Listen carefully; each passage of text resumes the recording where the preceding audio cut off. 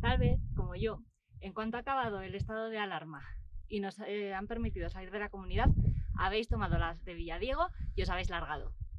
Sin embargo, recordad que todavía tenemos que tener cuidado. Poneos la mascarilla, tened a mano el gel hidroalcohólico y mantened las distancias. Quisiera hacer otra recomendación más.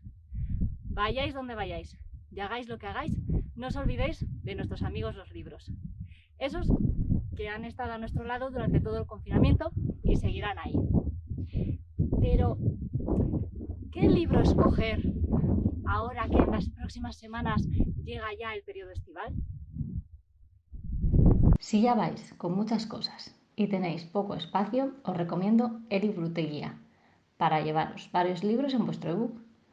O incluso, si no tenéis otra cosa, leer en el móvil en cualquier parte.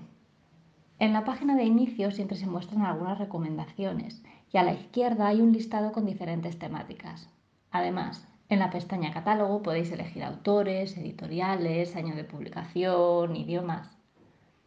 Sin embargo, si preferís el papel, en nuestra web encontraréis diferentes recomendaciones.